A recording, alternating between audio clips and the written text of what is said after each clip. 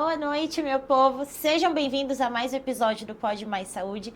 Como vocês já sabem, eu sou Natália Pestana, interna de medicina, e hoje eu trouxe um doutor muito querido da casa, que vocês também já conhecem, para a gente falar um pouquinho um assunto diferente hoje, mostrar como é estar do outro lado do atendimento.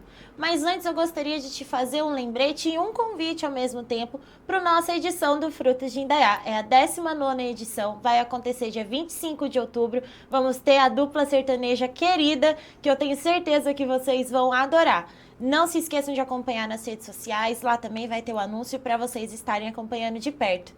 Dr. Melk, bem-vindo de novo. Obrigado. O espaço aqui é todo seu, fica à vontade. Doutor, se o senhor quiser se apresentar de novo, senão a gente começa o bate-papo. Bom, vou me apresentar novamente porque vai que tem pessoas que não conhecem ainda. Meu nome é Melquiades, eu sou médico cubano e estou aqui no Brasil faz alguns anos e atualmente estou trabalhando na Clínica Pestana, na área da endocrinologia e também trabalho na área da pediatria, que eu gosto muito. Finalmente falou da área da pediatria, consegui convencer, hein? Doutor, aquela famosa pergunta que fazem quando a gente fala que é médico. Por que o senhor escolheu medicina? Medicina eu escolhi desde que eu nasci, desde que eu tenho consciência, eu sempre falei que eu queria ser médico. Para minha mãe, que em paz descansa, eu sempre falava que eu queria cuidar muito da minha avó e da minha tia, que quando elas fossem mais velhinhas, eu iria cuidar delas. Então, sempre desde que já tenho consciência, eu fui pensando em que eu queria ser médico para cuidar delas duas. E tem já médico na família? Não, Não, eu foi sou o primeiro médico da minha família. Igualzinho eu. Na minha família também não tem, e desde os 2 anos eu falo que eu queria ser médica. Eu tenho até uma memória minha de que eu peguei um balde assim lá em casa, aí tinha aquelas bolinhas de piscina, sabe? Peguei todas as bolinhas vermelhas pra dizer que era sangue, botei o braço do meu pai lá dentro e fiquei falando que eu estava operando o meu pai. Daí, nesse meio tempo, minha mãe achou que eu ia mudar de carreira. Eu cheguei até a mudar. Eu pensei em fazer arquitetura, doutor. Só que daí eu olhei meus desenhos, olhava dos meus amigos que sabiam desenhar. Não dava certo. Falei, gente, eu acho que arquitetura não é pra mim. Matemática não dava certo. Voltei pra medicina. Aí eu desisti da medicina quando eu comecei a receber muitos nãos do vestibular no ensino médio. Que desde o primeiro ano eu já testava as provas para vestibular, Enem, Unicamp, USP e até as particulares. E toda hora era sempre um quase. Sempre ficava um na minha frente. Eu sempre batendo na trave. Daí eu fiz 1 ano de cursinho. Daí eu falei assim, acho que não vai ser para mim. Não passei em medicina nesse 1 ano de cursinho. Passei em filosofia, no Acre. Passei em jornalismo. Daí eu falei, vou desistir, né? Vou tentar essas 2 carreiras, mas não era pra mim. Não sei se você tem essa sensação assim de... Não fui feliz nessas 2. Eu tive que voltar pra medicina. Na minha trajetória, foi um pouco parecida. Eu não peguei medicina tampouco de entrada, não foi fácil. Mas a diferença sua, eu não desisti. Quando eu estava no 3º ano, lá a gente faz 3 exames nacionais. E esses 3 exames, eu não saí mal. Porém, era muito disputada lá. E a fila que eles fazem é estadual, não é? É ser uma lista de quem quer, quem opta por diferentes especialidades, profissões, e é nacional. Então eu fiquei aí, o último da fila que fiquei aí, o último pegou e fiquei eu para medicina. Aí eu fui para o serviço militar, que lá é obrigatório, tá? Eu fui para o serviço militar. Lá no serviço militar, por bom comportamento, por cumprir com as coisas, eu optei por ir para uma escola militar 1 ano e aí dava a oportunidade de ter opção para a medicina também. O que acontece? Quando eu saí mais ou menos em fevereiro, não lembro de que ano agora, eu em maio ou junho iriam fazer os 3 exames novamente aqueles nacionais. Então eu comecei a me preparar porque teve uma oportunidade que uma prova que estavam fazendo, um teste por concurso e ofereceram uma carreira de medicina. Quem conseguisse sair-se bem nesses 3 exames. Aí nesses 3, 4 meses eu me preparei, me apresentei. Eu não gostava de matemática tampouco, mas nesse tempo eu aprendi matemática. Aí saí bem. E aí eu peguei a carreira de medicina que deram, eu peguei. Aí então, em setembro, ao invés de começar no curso militar, já entrei em medicina. E aí então, terminei os 6 anos. Depois de 6 anos, eu fui trabalhar na Venezuela, voltei para Cuba. Aí trabalhei numa UTI, na época que tinha cólera em Cuba. E aí, 8 meses. Depois que saí daí, saí direto para aqui, para o Brasil. E aqui estou. E vir para o Brasil sempre foi um plano ou foi algo que aconteceu? Olha, para sair de Cuba não é tão fácil. Tá? Hoje está mais fácil, mas antes era muito mais difícil. Porém, na minha mente, eu sempre falava que eu queria conhecer São Paulo. É uma coisa, um sonho meu, é algo meu mesmo, que não contava muito, mas eu falava, eu gostaria de conhecer São Paulo. Porque Cuba, as novelas brasileiras, o povo todo para em Cuba quando está no horário da novela brasileira. O cubano gosta muito do brasileiro. Então, o que acontece? Aí, quando vim para o Brasil, foi uma notícia que me deram muito boa. E aí, eu vim para cá e aqui quis ficar. E como que foi essa mudança? Você estranhou no começo ou já se entregou logo de cara? Olha, foi difícil. Tem muitas coisas que as pessoas têm que entender. Cubano, quando a gente vê um cubano, hoje não, porque já hoje a população tem mais consciência, tem simpatizado um pouco mais. Hoje a população ela aceita muito mais. Antes aceitava. Só que o que acontecia? Existia um pouco de preconceito. Sim. Porque cubano, comunista. Não entrando em política, né? Então, isso às vezes chocava, mas a gente sofreu um pouco de preconceito, mas não era muito tampouco. Mas hoje consigo me adaptar melhor, hoje consigo lidar melhor com isso. Antes eu tinha medo, vergonha e era difícil. Já hoje não, com as pessoas que têm preconceito, a gente consegue lidar, conversar e eles entendem depois. Entendeu? E na carreira médica, você teve esse mesmo sentimento? Teve. Até teve perseguição de uma colega brasileira. Não vamos entrar em detalhes, mas teve sim. Eu passei a mesma coisa na faculdade, porque eu iniciei medicina no Paraguai. Quando eu fiz esse tempo do cursinho, me veio a oportunidade de iniciar a medicina lá. Era mais barato, era mais viável, também entrava nas condições, porque quando eu fiz o cursinho, o que me deixou muito decepcionada foi que eu tinha passado numa faculdade particular que eu queria muito. Só que medicina no Brasil é extraordinariamente cara. E na época eu não tinha condições que eu tenho hoje de estar pagando um curso desse. Então eu nem fui fazer entrevista, eu tinha passado no Albert Einstein, nem fui fazer entrevista, deixei quieto. E peguei e falei, não, ou eu faço mais um ano de cursinho, ou eu vou fazer jornalismo, ou a filosofia, que eram 2 áreas que me encantavam. Nisso surgiu a oportunidade de ir para o Paraguai. Daí foi onde eu morei sozinha, fiz tudo. Teve a pandemia nesse meio tempo, então eu retornei à casa dos meus pais, fiz o meu 2º ano inteiro de medicina em EAD. Daí quando eu ia iniciar o 3º ano, eu voltei para lá e fiquei assim, meu Deus, eu não me encaixo mais aqui. Eu não me sinto mais nesse lugar. Eu estranhei meu apartamento, eu estranhei a cidade, eu estranhei tudo. Daí eu resolvi vender e falei, não, vou tentar de novo uma pública. Vou tentar uma Unicamp, alguma coisa assim. Acabou que deu, que eu recebi a oportunidade de transferir direto para cá, para Indaiatuba. Daí foi onde eu refiz o 2º ano inteirinho, que já era para eu estar formada esse ano, né? Daí eu refiz o 2º ano inteirinho. E além da metodologia ser diferente, que eu seja uma metodologia tradicional, 90, 100 alunos dentro de uma sala de aula vendo slide, eu fui para uma ativa onde eu tinha que trazer a pesquisa professor. Então, para mim já foi um choque. Eu lembro de uma cena, eu até filmei para um colega na época, em que em meio, acabada assim, pandemia, todo mundo usando face shield, máscara, tudo, eles todos preferiram sentar aglomerados numa mesa no laboratório e eu fiquei em uma sozinha. Uma mesa enorme sozinha. Quando eu ia falar, me apresentar, porque daí tinha que se apresentar, e eu falava que eu comecei medicina no Paraguai, porque daí, como eu peguei, a turma já tinha iniciado, todo mundo sabia que a gente era transferido, né? Os que entraram junto comigo. E daí, quando eu falava que eu tinha iniciado medicina no Paraguai, até professor tossia o nariz. E olha que eles estavam usando máscara. Então, pra eu perceber, imagina a cara feia que não era. E essa cena nunca mais saiu da minha cabeça. Da mesa do laboratório, eu sentada ali sozinha. E quando eu falava, ninguém acreditava, até o dia que eu filmei. É que eu perdi o vídeo por aí, né? Mas eu filmei e mostrei. E por muito tempo, eu ficava ouvindo os colegas rindo, falando coisas de mim. Falo até hoje, mas dane-se, hoje dane-se.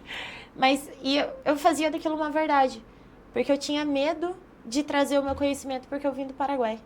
E todo mundo subestimava a medicina do Paraguai. Claro, eu reconheço que o ensino está sendo diferente, as oportunidades estão sendo diferentes. Mas não tinha que me menosprezar e eu não tinha que acreditar naquilo. Daí eu ficava nessa. Então, assim, até hoje, às vezes no internato, eu tenho receio de sentar e debater com o médico, porque eu vim do Paraguai. Eu ainda tenho isso comigo. Eu não sei se o senhor teve esse mesmo sentimento, mas eu tive. E, assim, é uma coisa que eu tô tentando desconstruir em mim até hoje. E já fazem 6 anos que eu voltei pra cá, teoricamente. Bom, eu tenho aqui 11 anos e vou te falar, preconceito fere. Preconceito fere e deixa a gente bem mal. É. Porém, eu vou te falar, a gente tem que ser disciplinado, tem que ser determinado, a gente tem que ser persistente e a gente fazer o bem para cada paciente. E a gente precisa de entender que essas pessoas que fazem isso, eles não são quem devem julgar, a gente não deve se sentir julgado por eles. Nosso termômetro são os pacientes. Sim. E eles são os que têm que dar aquele retorno. Então, com todo respeito, eu não ligo, entendeu? No começo eu ligava, me sentia ferido, passava mal, não dormia. Mas eu sempre falei para mim mesmo que meu termômetro era meus pacientes. O retorno do paciente na saúde deles, em aquela satisfação de que eles estejam bem, de que resolvam esses problemas de saúde que eles têm. Então, isso é o que me dava a mim o impulso para eu aprender a não ligar, entendeu? Porque sempre a gente vai ter pessoas que vão pensar mal, que não vão gostar de você. Então, faz parte. Jesus tem pessoas que não gostam. Então, a gente não pode ficar pensando que a gente tem que ser amado ou querido por todos. Não. E até é bom ter pessoas que, às vezes, façam sinalamentos, que façam apontes para a gente, porque isso faz a gente melhorar. Uhum. Porque essas críticas, que às vezes querendo ser destrutiva, a gente tem que encarar como algo que eu vou me autocriticar, é certo, então vou melhorar, fiz algo errado, vou melhorar, vamos fazer como se fosse uma experiência. Então, isso é importante. Você mencionava que você tinha slides lá na carreira. Bom, vou te contar um pouquinho como foi medicina. Lá no meu país, na minha época, não tinha acesso por exemplo, a computadores. Tinha um laboratório de computação que era bem limitado. E a gente tinha um livro, por exemplo, de anatomia, ou 2 livros de anatomia para uma turma. Os outros ficavam na biblioteca. A biblioteca ficava aberta. Uhum. E a gente éramos ratos de biblioteca.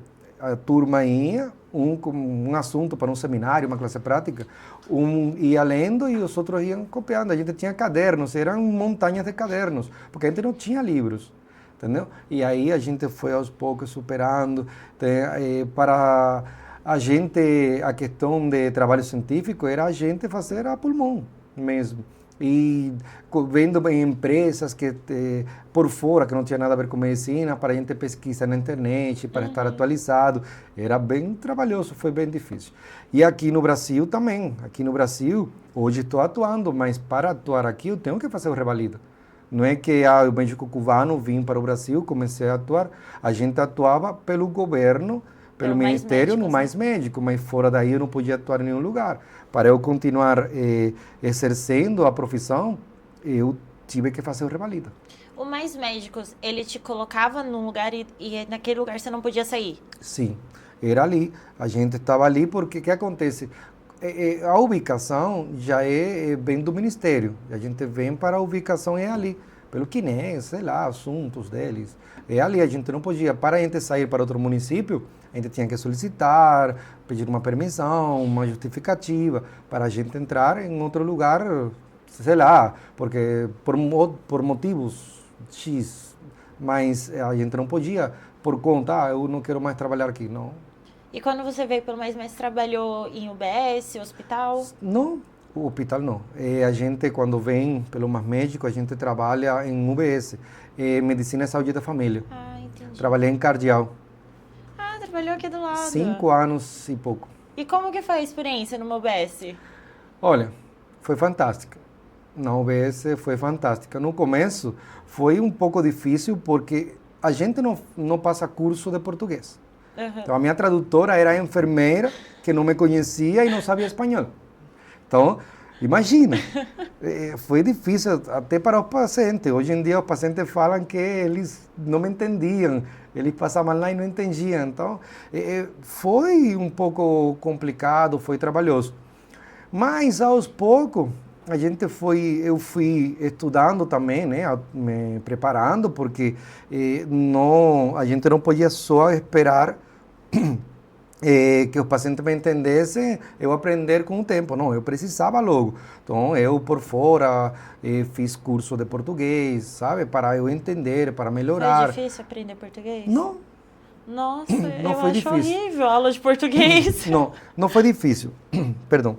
O que foi difícil é entender algumas coisas, nas pronúncias, porque tem, aqui no Brasil, tem pessoas que pronunciam as palavras diferentes. Então, isso para mim, entender isso, me deu trabalho. Então, aos poucos fui aprendendo, mas realmente deu um pouco de trabalho entender essa parte. Lá na UBS, que eu faço estágio pela faculdade, tem 2. Eu só não sei dizer de onde eles são.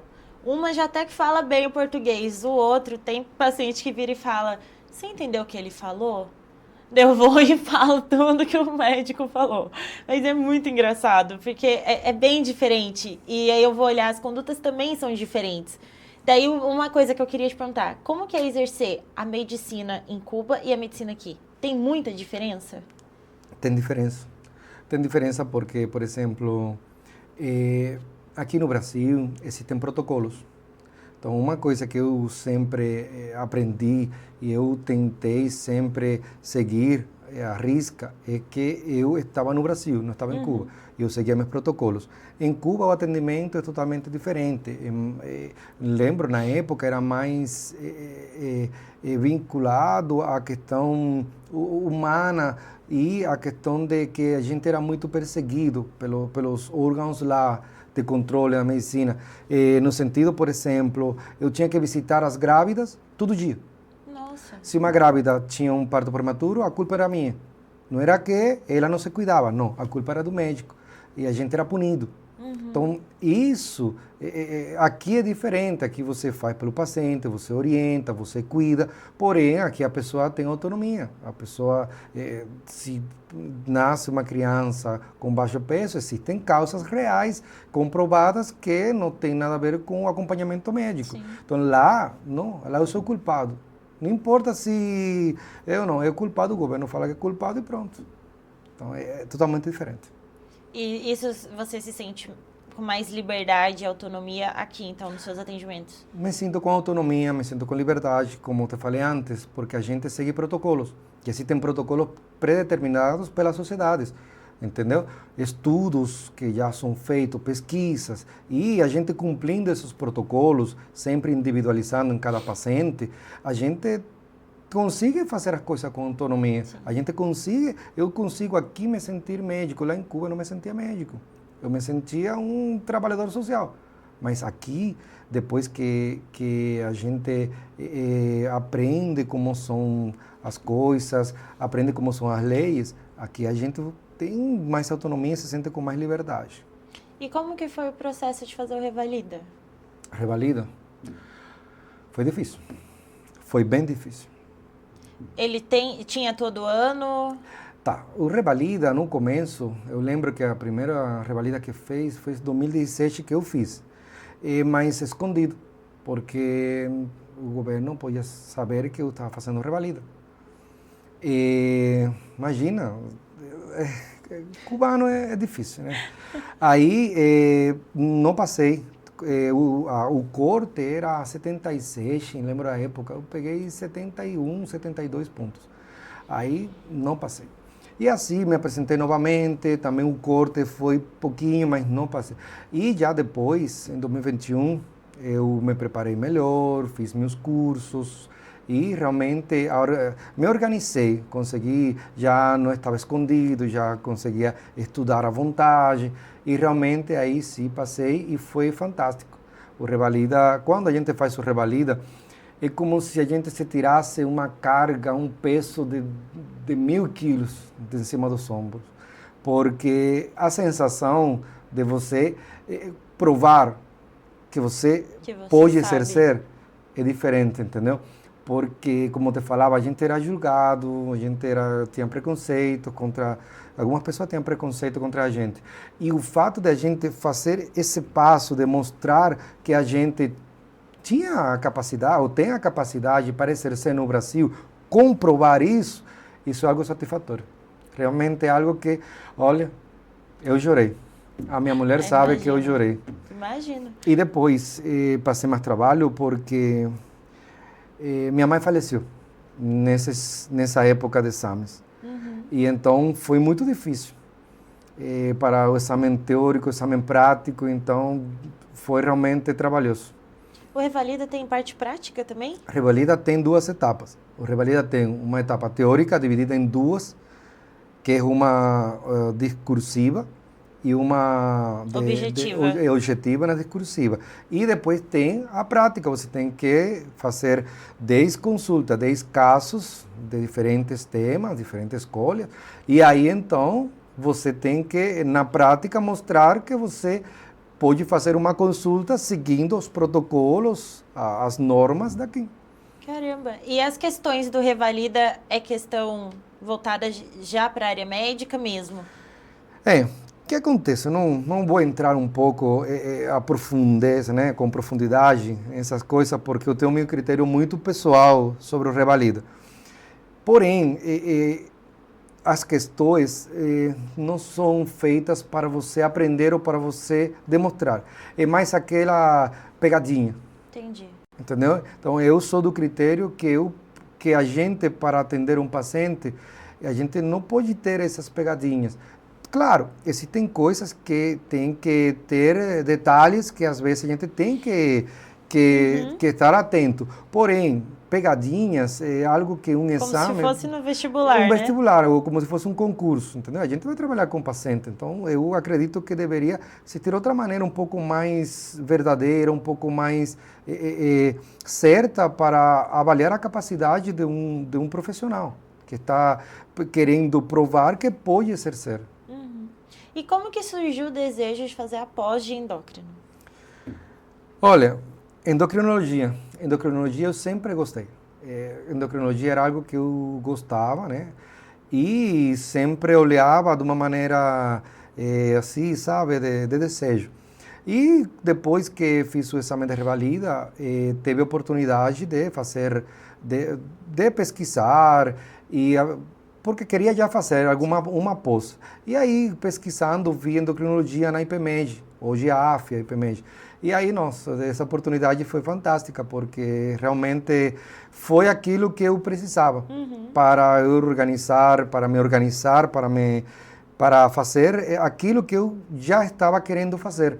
E dentro da endocrinologia, eu fazer aquela parte de longevidade, com os conhecimentos endocrinológicos, a parte de emagrecimento, a parte da obesidade. Então, realmente foi mágico, porque me encontrei. Aí caiu na nossa clínica de paraquedas. Na nossa clínica, ó.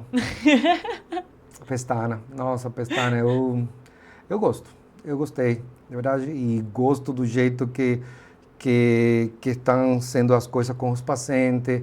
Eu fico muito feliz de ver que durante os acompanhamentos com os pacientes, ver as mudanças, ver como as pessoas melhoram a autoestima.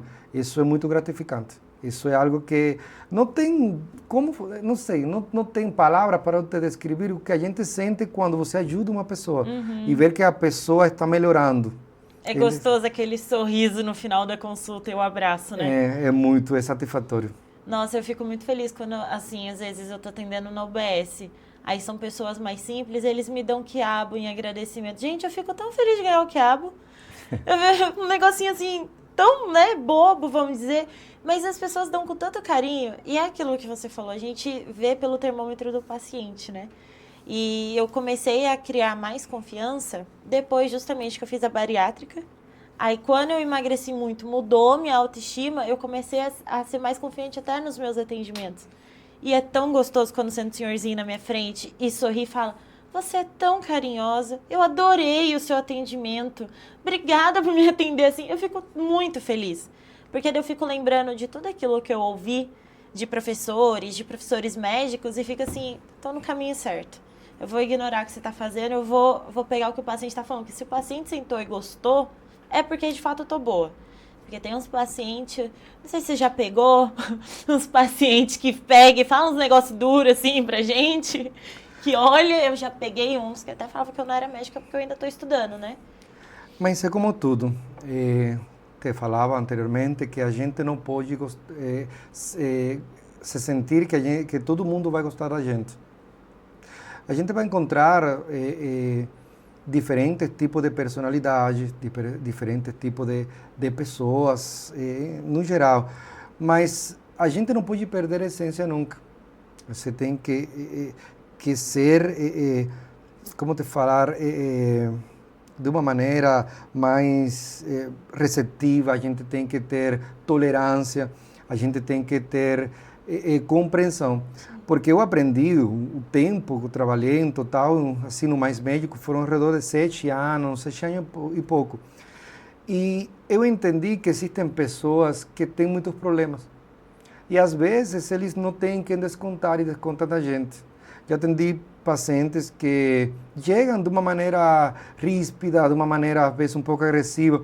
E a gente conversando, eles se abrem e a gente entende que estão passando por situações, às vezes, difíceis. E entender isso e fazer compreender muda a mente deles. Às vezes você muda o dia deles, entendeu? É que a gente, como médico, a gente tem que entender que a gente tem que ser um templo. A gente tem que aguentar um pouco, às vezes, os comportamentos para a gente chegar até as pessoas. Porque realmente é difícil.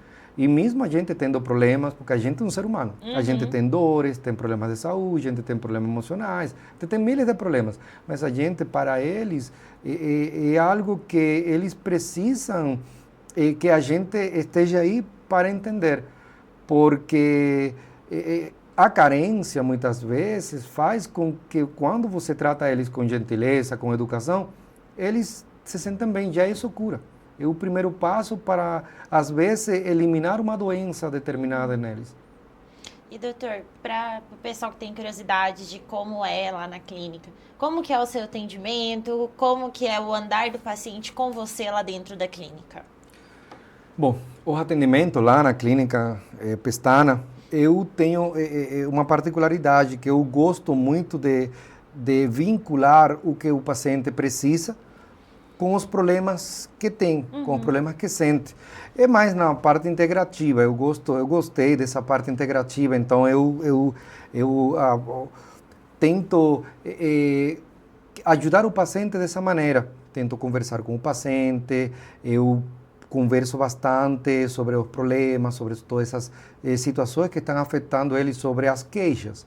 E aí, depois que a gente faz um exame físico, depois que a gente pede exames laboratoriais e eles retornam com resultados, a gente faz um planejamento, fazemos um plano terapêutico para melhorar aquilo que ele está, a queixa que ele tem e aquilo que ele precisa. Por exemplo, às vezes o paciente, eu me sinto fraco, eu estou sem energia, mas às vezes não é só uma medicação e ponto. Às vezes a gente tem que suplementar vitaminas, suplementar minerais, às vezes tem outro problema de saúde, a gente encaminha com um especialista, por exemplo, um cardiologista se precisar, um ortopedista, então assim é como a gente trabalha lá na clínica. E o pessoal lá na clínica está procurando bastante o emagrecimento, né? Procura. O problema do emagrecimento é que a obesidade tem se tornado um problema de saúde que a população está ganhando em consciência e está vendo já como uma doença crônica, que tem que ser resolvido, porque a obesidade pode levar a outras doenças que podem ser irreversíveis. Então, o pessoal está procurando emagrecimento porque sabe que mudar o estilo de vida e melhorar a obesidade ajuda eles a controlar, às vezes, outras doenças que já são persistentes neles. E o seu atendimento, assim, ambulatorial é diferente de quando você vai fazer um plantão no hospital? Totalmente diferente. Plantão no hospital, a gente não tem menos tempo, tem pacientes, às vezes, graves, que aí precisam uma determinada conduta. E aqui no ambulatorial, a gente consegue trabalhar, a gente consegue mudar o comportamento, porque eu gosto de fazer a consciência do paciente de que precisa de mudar a consciência. Estilo de vida. Se a gente tem um estilo de vida desfavorável para a tua saúde, aí não vai adiantar nada. Então, não é só dar um comprimido, não é só dar um injetável. É conversar com o paciente, fazer entender, fazer ele compreender que precisa mudar esse estilo de vida que não está sendo favorável para ele. Então, isso é muito importante, que o paciente entenda, que a população compreenda que mudar estilo de vida é uma das coisas mais importantes para qualquer problema de saúde. E, doutor, no hospital você fica na área da pediatria, certo? Como que o senhor foi para pediatria? Olha, quando eu fiz o Revalida, eu tinha a oportunidade de fazer plantões, né? Então, eu decidi que meus plantões seriam na pediatria. Realmente, a pediatria é algo que sempre também me chamou a atenção. E é como falar que quando você trata com crianças, as crianças te chegam diferente. Eu já atendi adultos e realmente não é igual. Só fiz um plantão de adulto de poucas horas e não gostei. Gostei mais de criança, porque criança é diferente. O trato, você consegue lidar com elas, criança não mente, criança... Adoro a sinceridade das crianças no plantão. São sinceras. É fantástico. Uma vez a gente estava fazendo um plantão ano passado, no início do internato, em pediatria. E daí chegou uma criança tão terrível. E o bichinho era tão agitado, tão arteiro. Eu não sei como que aquele bichinho estava doente. Daí botamos ele na maca, fizemos os exames, tudo bonitinho. Aí ele gostou de mim e da minha dupla. Mas ele pegou um fogo. Aí tinha um leão, doutor, bonitinho, na porta do AOC, na parte do SUS. Tinha um leãozinho assim na parede. O menino pegou o leão, não rasgou o leão. Criança... Eu comecei a rir, porque eu não esperava aquela atitude. O menino começou a rir, começou a rasgar mais o leão.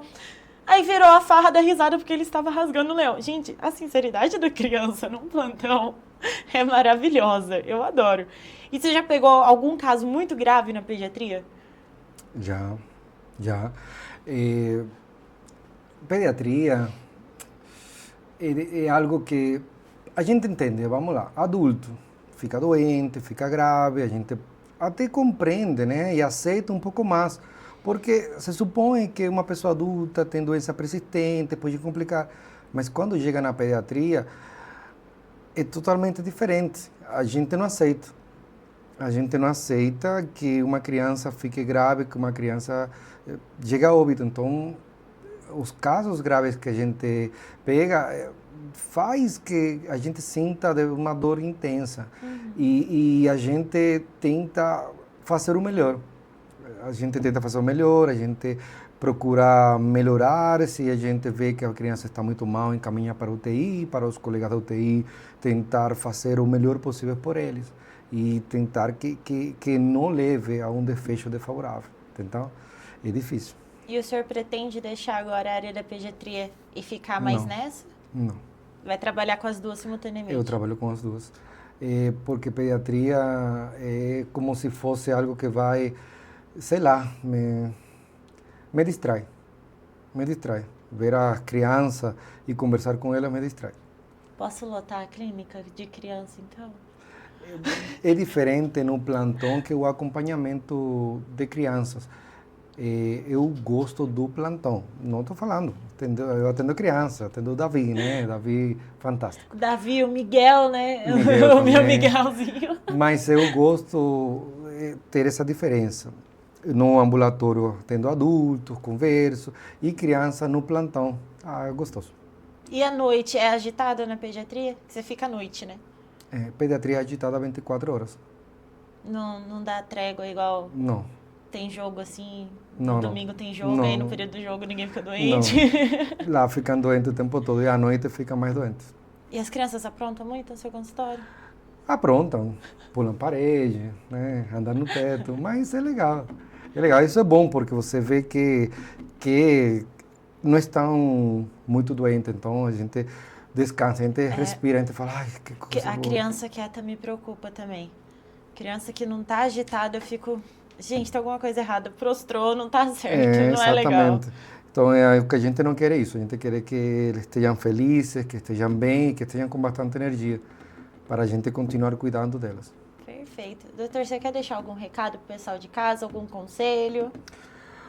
Bom, conselho para o pessoal de casa, que continuem procurando ajuda cada vez que precisem, que podem contar com a gente, podem procurar agendamento na Clínica Pestana, não necessariamente para uma consulta, às vezes querem conhecer, conversar, a gente apresenta nosso trabalho e continuar mudando, transformando esse estilo de vida que é pouco saudável, um estilo de vida mais saudável.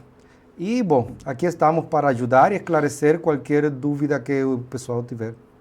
Tá ótimo, doutor. Muito obrigada por ter trago um pouquinho da sua história, do como foi todo esse processo.